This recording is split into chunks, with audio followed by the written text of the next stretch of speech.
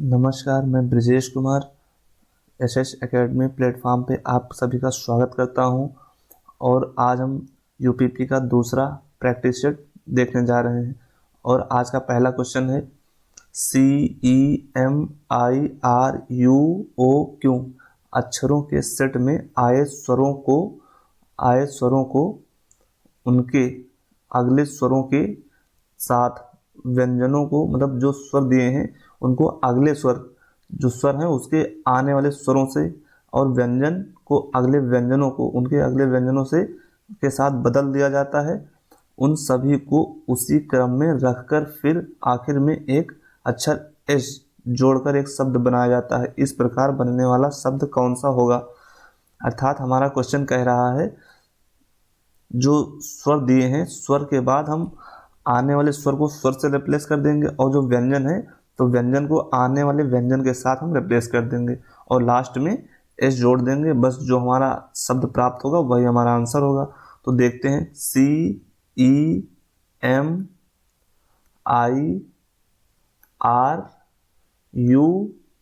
हो गया, क्यों?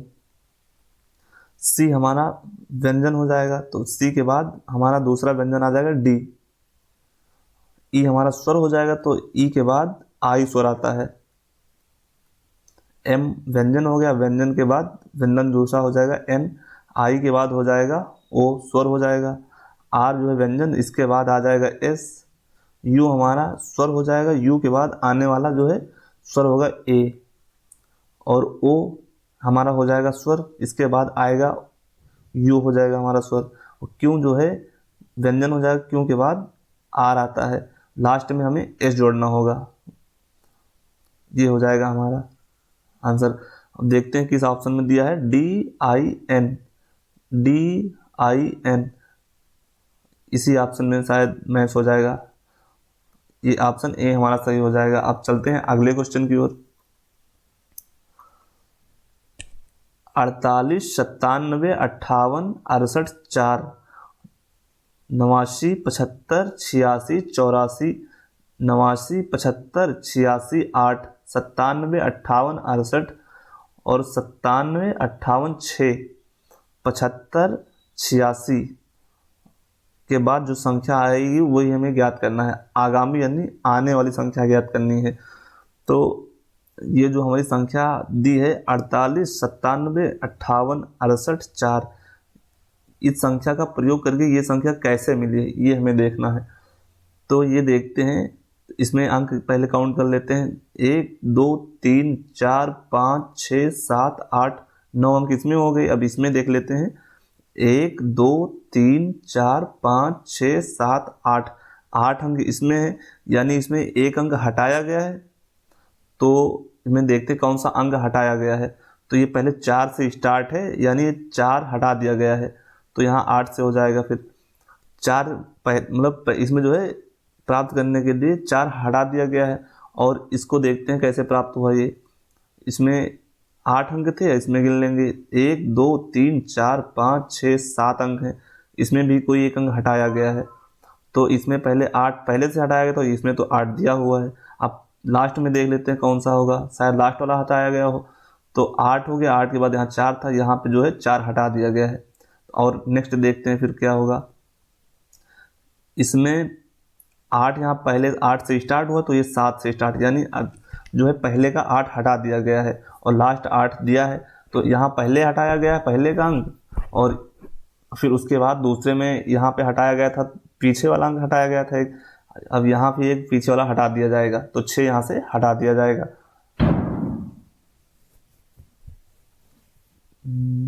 6 नहीं, यहाँ पे 7 हटाया जाएगा। सॉरी, यहाँ पे आगे का अंक हटाया जाएगा शायद।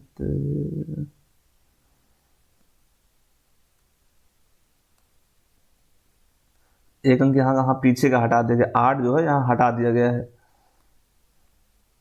तो ये यहाँ पे आ जाएगा हमारा 6 आ जाएगा, 8 हटा दिया गया। तो और उसके बाद यहाँ से देखते हैं, ये अंक प्राप्त करने के लिए इसमें आगे का अंक 9 हटा दिया गया है, तो ये प्राप्त हो गया। अब यहाँ पे पहले यहाँ से पहले का अंक हटाया गया, तो ये संख्या मिली। उसके बाद यहाँ से ये वाला अंक हटाया गया लास्ट का, यहाँ से लास्ट का अंक हटाया गया तो हमें ये मिली, उसके बाद यहाँ से फिर 8 हटाया गया तो हमें ये मिला। अब यहाँ से जो है लास्ट का अंक हटाया गया तो हमें ये मिला, और यहाँ से पहले का अंक, ये वाला अंक जो है यहाँ हटा दिया गया तो हमें ये प्राप्त हुआ है। अब उसके बाद ये अंक हटाना होगा, जो संख्या प्राप्त होगी वही हमारी आंसर हो जाएगी। तो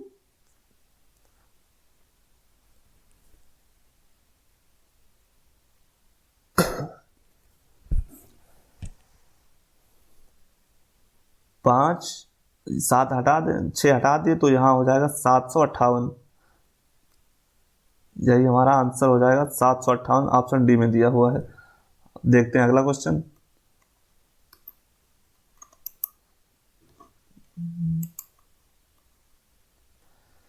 कृष्णा अपनी वेतन का आधा खर्च करती है, आधा बचाती है। यदि वह 40,000 मासिक खर्च करती है तो उसकी वार्षिक बचत ज्ञात करो। यानी अपना जैसे एक महीने में वह 100 रुपया पाती है तो उसका 100 जो है खर्चा करती है और 100 का आधा खर्चा करती है और आधा बचाती है। तो यहाँ पे 40 की बचत कर रही है तो आधा है, मतलब जो एक महीने में जैसे 100 कमा रही है तो उसका आधा 40 बचा रही है और आधा खर्चा कर रही है। तो यहाँ पे 40 खर्च कर रही है और 40 ही बचाएगी, तो टोटल जो है 40 और 40,000 प्लस 40,000 दोनों मिला के टोटल एक मंथ में कमाएगी 80,000 कमाएगा। तो ये एक साल में कितना कमाएगी वो हम निकाल लेंगे। एक साल में कमाने के लिए, एक साल में 12 महीने होते हैं तो इसे 12 से गुणा कर देंगे तो ये हो जाएगा 9,60,000। ये हमारा पूरा एक साल का आ जाएगा। पूरा एक साल में मतलब खर्चा और बचत और खर्च दोनों को मिलाकर टोटल इसकी इनकम हो जाएगी एक साल की।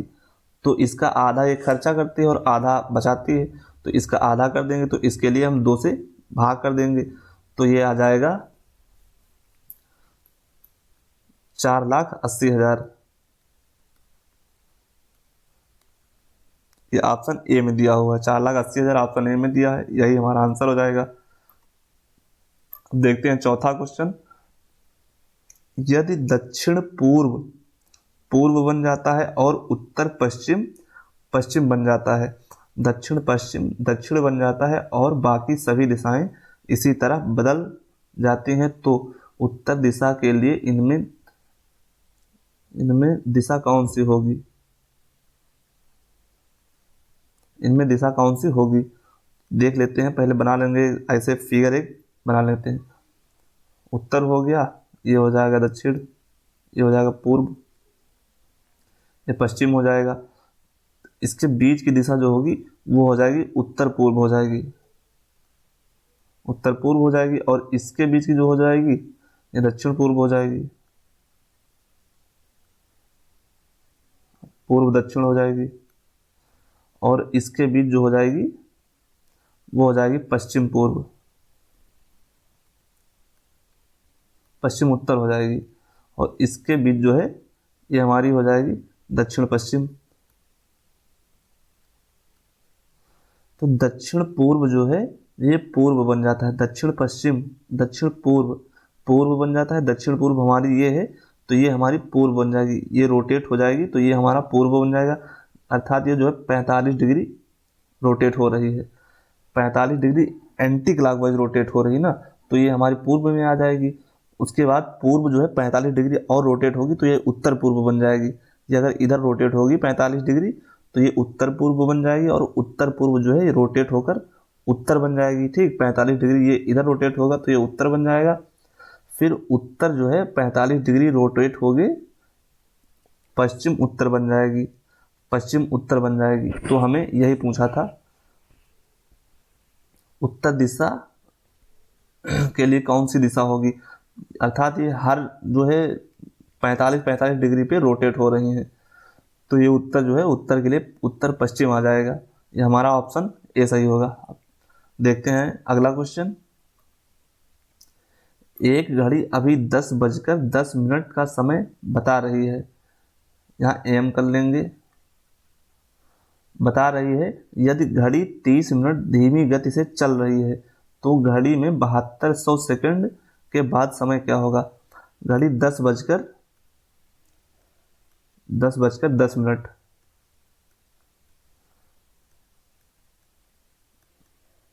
10 मिनट में 10 बजकर 10 मिनट हुआ है, तो ये 10 बजकर 10 मिनट का समय बता रही है। यदि घड़ी 30 मिनट धीमी गति से चल रही है, अगर घड़ी 30 मिनट धीमी गति से चलेगी तो मतलब पीछे जाएंगे ना, गति धीरे है। तो अभी प्रेजेंट टाइम में 10 बजकर 10 मिनट बता रही है, तो 30 मिनट गति धीरे चल रही है, तो इससे जो टाइम दिया होगा उससे हम 30 घटा देंगे, तो हमारा मतलब एकदम जो सही समय आ जाएगा। सही समय आ जाएगा, सही समय 10 बजकर 10 मिनट से घटा देंगे 30 मिनट, तो ये आ जाएगा 9 बजकर 40 मिनट आ जाएगा। 9 बजकर 40 मिनट सही समय आ जाएगा। तो घड़ी में 7200 सेकंड के बाद क्या समय होगा, तो 7200 सेकंड को मिनट में चेंज कर लेंगे। मिनट में चेंज करने के लिए सेकंड से मिनट को भाग कर देंगे। 0 से 0 कैंसिल हो गया, 6 से काटेंगे तो ये 12 बार में जाएगा। ये यहाँ पे 0 था एक और, 120 मिनट हो जाएगा। ये हमारा आ गया 120 मिनट। 120 मिनट घंटे को चेंज करेंगे, घंटे में कर देंगे, 2 बार में कट जाएगा, 2 घंटा आ जाएगा। तो 2 घंटा इसमें जोड़ देंगे, 9:40 हुआ है तो 2 घंटा इसमें जोड़ देंगे, 2 घंटा जोड़ दिए, ये हो जाएगा 11 बजकर 40 मिनट। 11 बजकर 40 मिनट जहाँ AM था तो हमारा यही AM हो जाएगा। अभी ऑप्शन ए सही होगा। देखते हैं छठा क्वेश्चन। निम्नलिखित 4 विकल्प में एक का चयन कीजिए जो दूसरी जोड़ी को दी गई पहली जोड़ी के समरूप बनाएगा। JLHNF, JLHNF,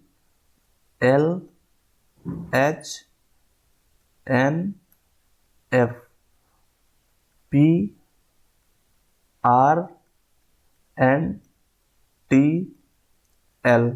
अब इसकी रिप्लेस वैल्यू रख देंगे। J होता है हमारा 10, L होता है 12, H होता है 8 और N होता है 14, F होता है 6।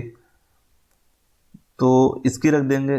ये होता है 16P होता है, R 18 होता है, N 14 होता है, T 20 होता है, L 12 होता है। तो 10 से 16 हमें कैसे प्राप्त हुआ, 10 में 6 जोड़ेंगे तभी तो 16 प्राप्त होगा। तो 12 है, 12 में 18, 12 में 6 जोड़ देंगे तभी तो हमें 18 प्राप्त होगा। उसी तरह 8 में 6 जोड़ेंगे तो 14 प्राप्त हो जाएगा।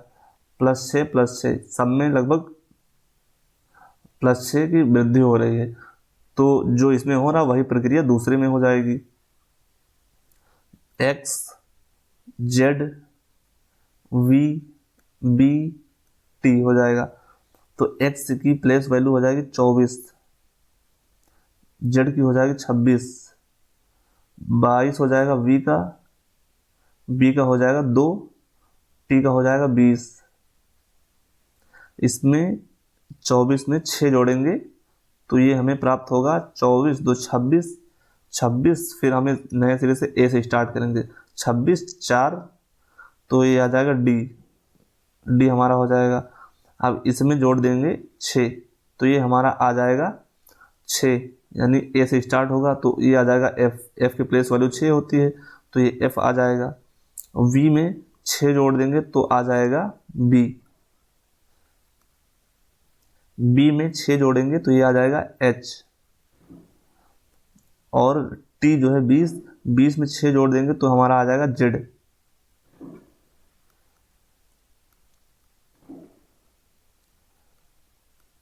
सब में 6 जोड़ा गया है तो अब देख लेते हैं किस ऑप्शन में दिया है। DFBHZ, DFBHZ ऑप्शन बी में दिया हुआ है, यही आंसर सही हो जाएगा। देखते हैं 7वां क्वेश्चन। नील एक सर्जन है जो अनिल पर बहुत जटिल मस्तिष्क सर्जरी करने जा रहा है। नील के निम्नलिखित में से कौन सा गुण अनिल को मानसिक शांति देगा। नील एक सर्जन है, मतलब अनिल के मस्तिष्क की सर्जरी करने के लिए नील आया है, ठीक। तो अनिल को थोड़ा बहुत डर लगता होगा कि पता नहीं है कैसा हो डॉक्टर, पता नहीं क्या करे। तो अनिल जो है डरता है थोड़ा बहुत। तो अनिल से नील बताता है कि हाँ हमने बहुत ऑपरेशन किए हैं, बहुत बढ़िया से करते हैं, ये वो सब बताएगा। तो उसको जो है अपनी अपनी मतलब काबिलियत के बारे में बताएगा। तो उसको कुछ थोड़ा बहुत विश्वास होगा, तो उसके मन को हल्की फुल्की शांति मिलेगी। हाँ, तो वो दक्षता अपनी बताएगा तभी तो मिलेगी शांति। और ईमानदारी बताए उसको, ईमानदारी से कोई मतलब नहीं है, और सम्मान से भी उसको कोई मतलब नहीं होगा, करुणा से भी अपने उसको कोई मतलब नहीं होगा। तो यही दक्षता अपनी उल्लेख करेगा तभी उसको मन को हल्की फुल्की शांति मिलेगी। तो यही ऑप्शन हो जाएगा सही। चलते हैं 8वें क्वेश्चन की तरफ। वंचित बच्चे निम्न परिस्थितियों में से एक को सभी से पीड़ित होते हैं। एक को छोड़कर, यहाँ पे छूट गया है, छोड़कर।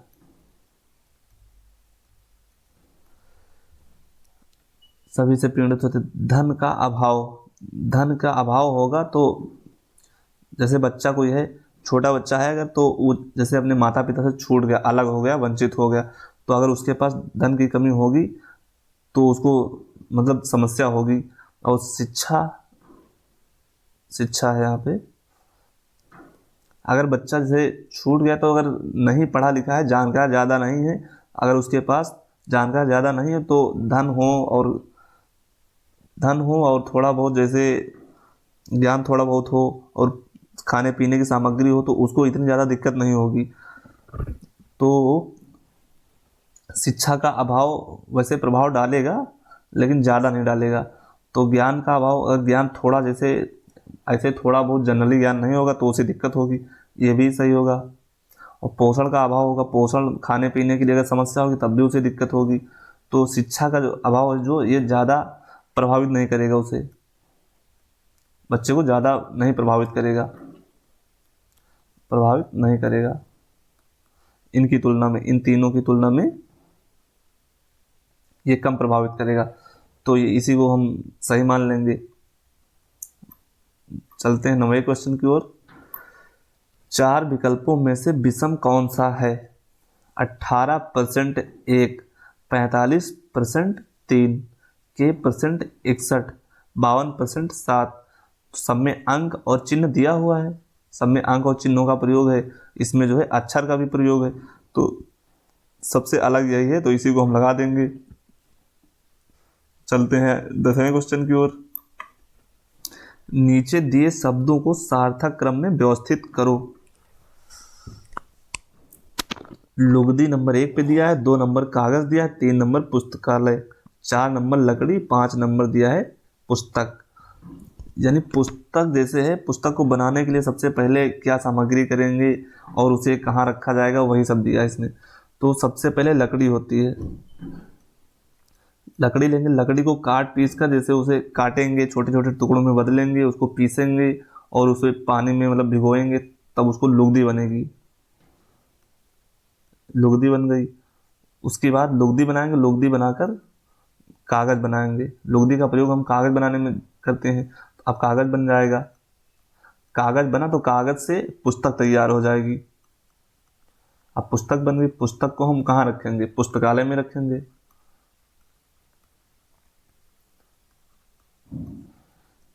तो ये दिया है, लकड़ी 4 नंबर हो गया, लुगदी हो गया 1 नंबर, और कागज हो गया 2 नंबर, पुस्तक हो गया 5, ये हो गया 3। 4 1 2, 4 1 2 5 3, हमारा ऑप्शन ए सही होगा। अब देखते हैं अगला क्वेश्चन। यदि किसी महीने का पहला दिन सोमवार है तो उस महीने का 31वें दिन से 2 दिन पहले कौन सा दिन होगा? कोई महीना है जैसे, तो उस महीने के 31वें दिन से 2 दिन पहले कौन सा दिन होगा, वो हमें निकालना है। तो 31 दिन में से 2 दिन घटा देंगे, ठीक है। 31 से 2 दिन घटा देंगे, हमारी 29 आ जाएगा, 29 दिन आ जाएगा। 29 दिन टोटल हमें दिए, मतलब 29 दिनों में दिनों की संख्या सब ओवरऑल मिला के हमें दी हुई है। तो जैसे 1 से 29 तारीख तक 29 दिन हो गए, तो हमें 1 तारीख का दिन सोमवार दिया हुआ है, ठीक है। तो अब 1 तारीख मतलब 1 तो दिया ही है, पहले दिन का तो दिया ही है, तो हमारे 28 दिन बचेंगे। तो 28 दिन को हम 7 से भाग कर देंगे, जो विषम दिन आएगा वही हमारा आंसर हो जाएगा। 7 से भाग करेंगे तो यहाँ पे 7 पूरा पूरा कट जाएगा, तो यहाँ पे विषम मतलब शेषफल कुछ नहीं आया, 0 आ जाएगा। 0 आ गया, अर्थात जो हमारा दिन था वही दिन हमारा होगा। सोमवार है, सोमवार था तो सोमवार हमारा दिन 28वां 29वां मतलब 31वें दिन के पहले जो सब सोमवार होगा। ऐसा हम करते हैं, थोड़ी जानकारी इसके बारे में जान लेते हैं। अगर जैसे कोई दिन दिया हुआ, ठीक है, आगे जा रहे हैं, तो हम पहले जितना नंबर ऑफ डेज दिया होगा उसको हम 7 से भाग कर देंगे। 7 से भाग इसलिए करेंगे क्योंकि एक सप्ताह में 7 दिन होते हैं। तो जैसे पहले दिन सोमवार आया तो एक सप्ताह बाद भी उस सोमवार आएगा, तो हर 7 दिन के बाद वह दिन रिपीट होता रहता है, इसलिए हम 7 से भाग कर देंगे जितने नंबर ऑफ डेज दिए होंगे क्वेश्चन में, ठीक। तो वो हो गया। उसके बाद में जैसे अगर शेष बच गया, जो हमारा शेष बच जाएगा वो हमारे विषम दिन होंगे। अगर आगे को पूछ रहा है, जैसे आज है तो परसों नरसों आगे आने वाले दिनों का पूछ रहा है तो हम प्लस कर देंगे। अगर पीछे बीते हुए कल परसों का पूछ रहा है तो हम माइनस कर देंगे। ये हमारी थोड़ी सामान्य जानकारी होगी। अब चलते हैं 12वें क्वेश्चन की ओर। दी गई श्रृंखला में प्रश्न चिन्ह के स्थान पर क्या आएगा? W Y B Y U D। इसको थोड़ा दूर रखते हैं, नंबर ऑफ प्लेस वैल्यू रखेंगे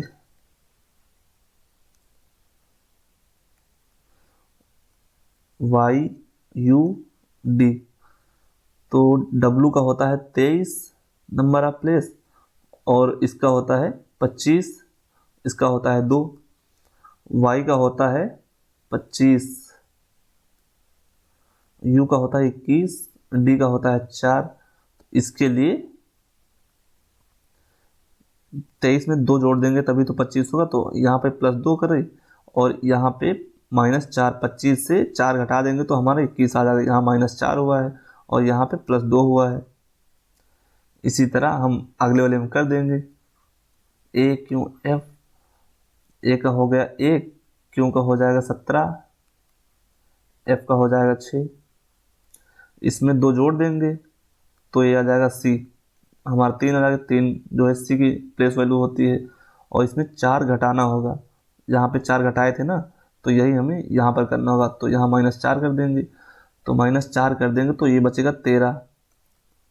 13 जो है M की प्लेस वैल्यू है, और यहाँ पे 2 जोड़ देंगे, 8 आ जाएगा। 8 H का प्लेस वैल्यू है, तो CMH हमारा आंसर होगा, CMH। तो ऑप्शन बी सही है। चलते हैं अगले क्वेश्चन की ओर। एक निश्चित कोड में @AT को AA के रूप में लिखा जाता है, तो IN को लिखा जाएगा। मतलब जैसे AT दिया है तो इसको AA में लिखा गया है। एक अक्षर को हम 2 अक्षर में लिखेंगे, ठीक है। अब T है, T को भी 2 अक्षर कर देंगे, T के भी कर देंगे। उसी तरह यहाँ पे I और N दिया है तो I को हम I में कर देंगे, N को भी N में कर देंगे। तो ये देखते हैं कौन सा ऑप्शन सही होगा, II N, ऑप्शन डी सही है। अब चलते हैं अगले क्वेश्चन की तरफ। शब्दों को उनके आरोही क्रम में व्यवस्थित करो। आरोही क्रम मतलब बढ़ते हुए क्रम में व्यवस्थित करना है, और अवरोही जो है घटता हुआ क्रम होता है। तो पहले छोटा लिखेंगे, फिर बड़ा लिखेंगे, फिर उससे बड़ा, फिर उससे बड़ा, फिर सबसे बड़ा जो इसमें दिया होगा उसमें लिखेंगे। तो सबसे छोटा जो यहाँ पे हो जाएगा पंचायत हमारा हो जाएगा सबसे छोटा। पंचायत के बाद नगर हो जाएगा, नगर के बाद जिला हो जाएगा। फिर जिला से बड़ा हो जाएगा राज्य, राज्य से बड़ा हो जाएगा देश। तो पंचायत जो है ऑप्शन सी में दिया हुआ है, और नगर दिया हुआ है बी में, जिला दिया हुआ है ए में, और ये दिया हुआ है डी। देश 5 पे दिया हुआ है, ई दिया है। ये 3 हो गया, ये 2 हो गया, 1 4 5, ये हमारा हो जाएगा, यही हमारा आंसर हो जाएगा। यहाँ पे ऑप्शन में थोड़ा मिस्टेक है, मतलब ऑप्शन केवल ये दिए हैं, विकल्प और आगे नहीं बढ़ाया गया है ना, तो विकल्प अपने हाथ बना लेना कुछ, हमारा यही हो जाएगा आंसर। अब देखते हैं अगला क्वेश्चन।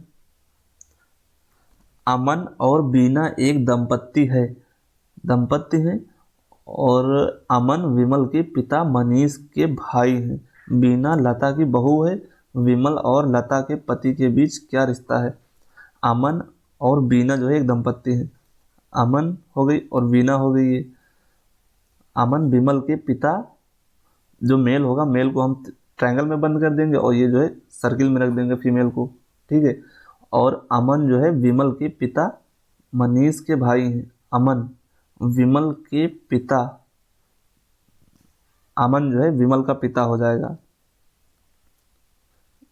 मेल है इसलिए ट्रायंगल में बंद कर देंगे। और अमन जो है मनीष का भाई है, ये हो जाएगा दंपत्ति हो गए, और ये मनीष हो जाएगा अमन का भाई। बीना लता की बहू है, अर्थात इसकी एक ही पत्नी बी है, तो एक ही माँ जो होगी उसकी बहू होगी ना ये, तो एक ही माँ हो जाएगी लता। तो विमल और लता के पति के बीच, विमल और लता के पति के बीच क्या रिश्ता है? विमल हो गया, और लता के, लता यहाँ पति नहीं होगा, लता के बीच क्या रिश्ता होगा? तो लता है, लता अमन की माता है, तो अमन का लड़का जो है विमल है, तो विमल जो है, विमल की दादी होगी लता, तो लता और विमल से संबंध होगा पोते का। पोता हमारे ऑप्शन ए में दिया हुआ है, यही ऑप्शन सही हो जाएगा। चलते हैं 16 नंबर क्वेश्चन की ओर। दृश्य श्रृंखला को पूरा करने वाली आकृति की पहचान कीजिए। ये क्वेश्चन डिफॉल्ट था। कौन सी उत्तर आकृति समस्या में दी गई आकृतियों की श्रृंखला को पूरा करेगी? समस्या आगे दी हुई है 1 2 3 4, 4 नंबर हमें ज्ञात करनी है, और ये हमारे दिए हुए हैं, उत्तर आकृति दी हुई है। तो एक पॉइंट यहाँ पे दिया हुआ, एक पॉइंट यहाँ पे दिया हुआ, 1 2 3, मतलब दोनों पॉइंटों के बीच 3 खानों का डिफरेंस है। तो हर जो है यहाँ पे पहले ये इधर थी, तो एक खाना छोड़ के दूसरे खाना में आई है, ठीक, ये दूसरे खाना में आ गई। उसी तरह ये जो है यहाँ पे पहुंची, अब ये एक खाना छोड़ के, ये वाला खाना छोड़ के इसमें इंटर करेगी, इंटर कर गई, ठीक है। अब ये इधर आ गई, अब जो है ये एक खाना छोड़ के इधर आ जाएगी। ये हम पहले इधर बना लेते हैं, 1 2 3 4 5 6 7 8, ये यहाँ से मतलब ये वाला खाना छोड़ के ये इधर वाले में आ जाएगी। ये वाला खाना भी छूटेगा, ये वाला खाना भी छूटेगा, ये इसमें आ जाएगी, इसमें आएगी। और अब 3 खाना छोड़ के 1 2 3, ये वाली यहाँ पे आ जाएगा दूसरा वाला। तो ये वाली आकृति मैच कर लेते हैं।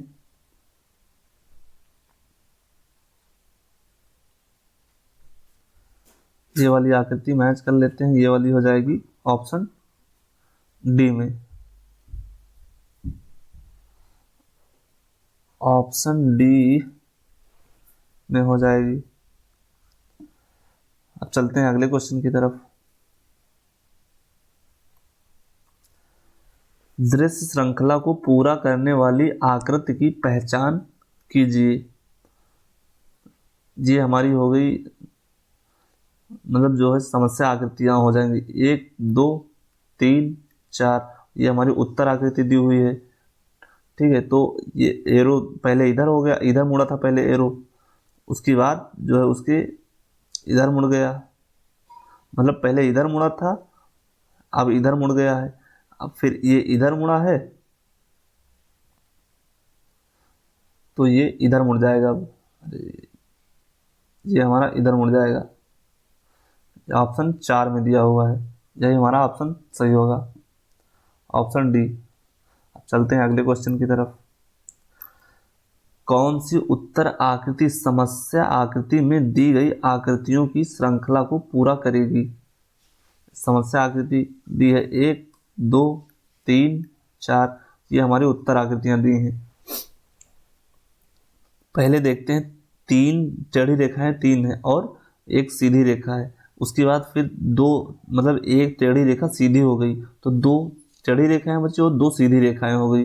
अब थर्ड में देखते हैं तो इसमें एक और सीधी रेखा हो गई, पहले 2 थी यहाँ पे 2 रेखाएं टेढ़ी थी, अब यहाँ पे एक सीधी रेखा और हो गई, तो यहाँ पे केवल एक ही टेढ़ी रेखा बची है और 3 सीधी रेखाएं हो गई।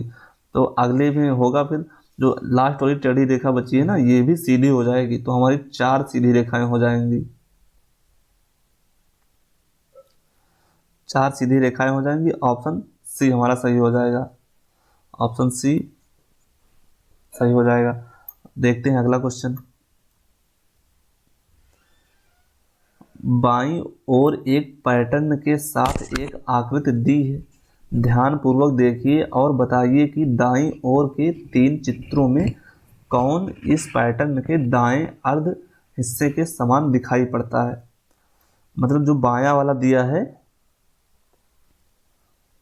उसका आधा हिस्सा, जो उसका आधा हिस्सा है ना, वो हमें दाएं वाले किस पार्ट में दिखाई दे रहा, हमें वो देखना है।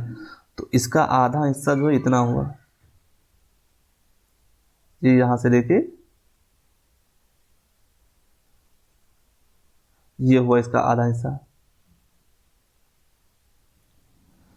तो इसको देखना, ये वाली आकृति जो है किसमें दिखाई दे रही है, तो इसमें तो दिखाई नहीं दे रही है, ये हमारा कैंसिल हो गया, और इसमें भी नहीं दिखाई दे रही है, केवल ये वाला बचा है,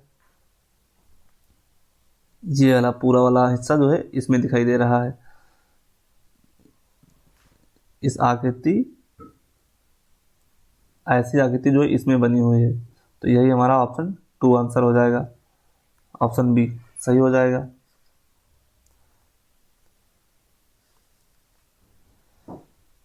चलो बस आज इतना ही रखते हैं, और अब देखते हैं अगली नेक्स्ट क्लास में